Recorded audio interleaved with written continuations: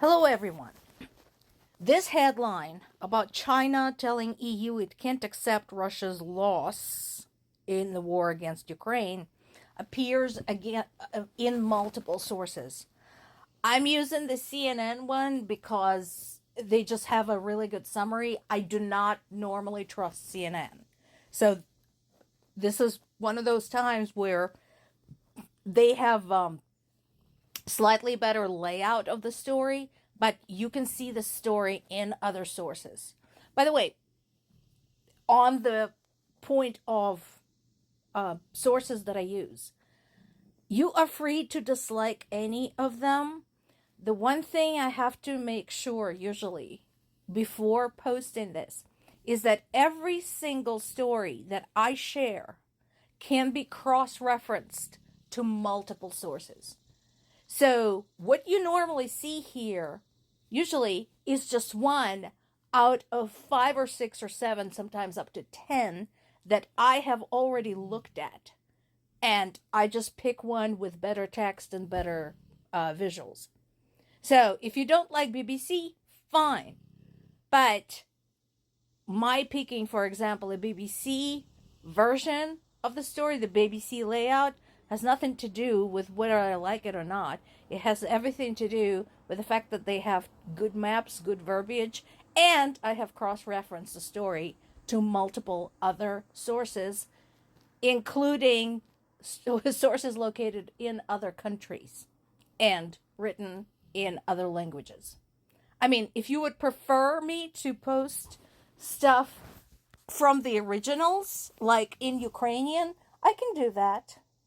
I don't think it's going to do you much good because then you will have to learn Ukrainian. Moving right along. So, what is their excuse? Well, basically, their excuse is this: as long as the war with Ukraine is going on, first of all, China has an awesome trade partner and customer in Russia. Second, it keeps the US distracted from the trade war with China. That is a rather shocking amount of cynicism. If you think about it, considering all of the death, all of the tragedy, all of the destruction, the humanitarian crisis, the environmental crisis, all of that is happening in Ukraine right now. But basically what Chinese government is telling us, well, that's fine as long as we're fine. We don't care.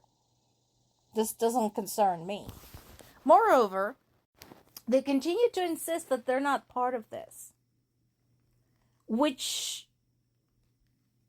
is kind of a strange thing to say because they are constantly boasting about their great friendship with Russia. Remember, way back when 3.5 years ago, just before Russian tanks came rolling across Ukrainian border, China declared a no limits partnership with Russia and has been making a concerted effort on strengthening their economic and political ties ever since then. Also, as I predicted yesterday, despite all of the evidence, China continues to object to the statements that it is providing military aid to Russia.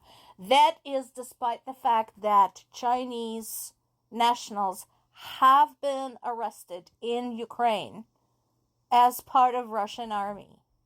That is despite the fact that Chinese parts have been found in Kyiv after Russian attack, the pieces of a broken drone.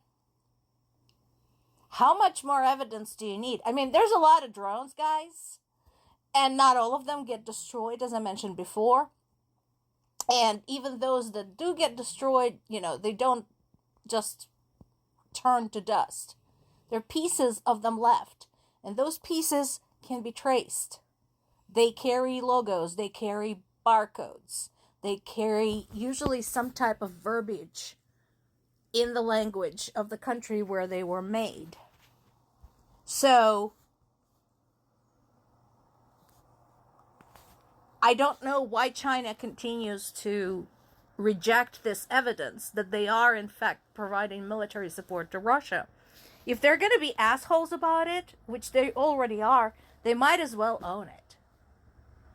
Because they already basically said they don't care how many people die in Ukraine as long as everybody is occupied with that war and not trying to beat China in the economic arena.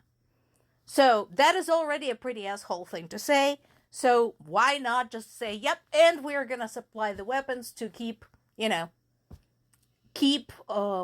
augmenting this, keep exacerbating the problem. Ukraine continues to try and combat Russia on two fronts. One, of course, is the direct interaction with Russian troops and doing whatever Ukrainians can to protect the skies, protect the civilians, and at the same time trying to address the problem at the source. They struck another air base.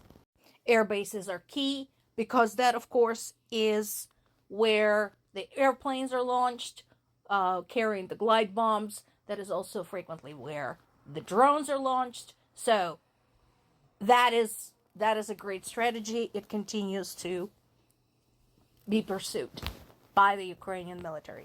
That said, Russia's attacks on Ukrainian civilians have been going up and up and up and up and up. And, people continue hiding in the underground wherever there is one. Unfortunately, not all of the cities in Ukraine have the metro. Like Kyiv has one, for example, but Zaporizhia doesn't have one. So people have no place to hide if they're caught by an air raid out in the street. So I'm sure people have welcomed the destruction of more than 40 Russian planes stationed at various airfields deep in Russian territory. And here's another ticking time bomb. Once again, there is unrest and concern around the Zaporizhia nuclear power station. Again, I'm kind of wondering, what are you people waiting for? We talked about this before, about the dangers that it presents, especially since this is the biggest nuclear power plant in Europe. So basically, any and all energy supplies have been shut down for several hours yesterday. The situation there remains dangerous and precarious. And again, the concern is not just that there is landmines all around it, and then that there is active bombing and shelling taking place around the nuclear reactors, but also the fact that there is no telling what kind of safety protocols and safety equipment may have been compromised by Russians since they've had the control of the station for over 3 years now. And yeah, it's kind of cute. Ukrainians accused Putin of humiliating Trump. Gotta disagree with you there, guys. Trump humiliates himself. He doesn't need any help. Because, yeah, he spoke with Putin, and then Putin went and bombed Kyiv. What else is new? Again, Zelensky continues to keep the line of dialogue open with Trump. But look at this. Look at the second bit. So, Macron and UK's Keir Starmer are chairing the talks with other European leaders on boosting Ukraine's defenses. This is exactly what was going to happen. So yeah, they're keeping Trump pacified while moving ahead without the U.S. support and making plans for the future with that in mind. This is significant. More to come.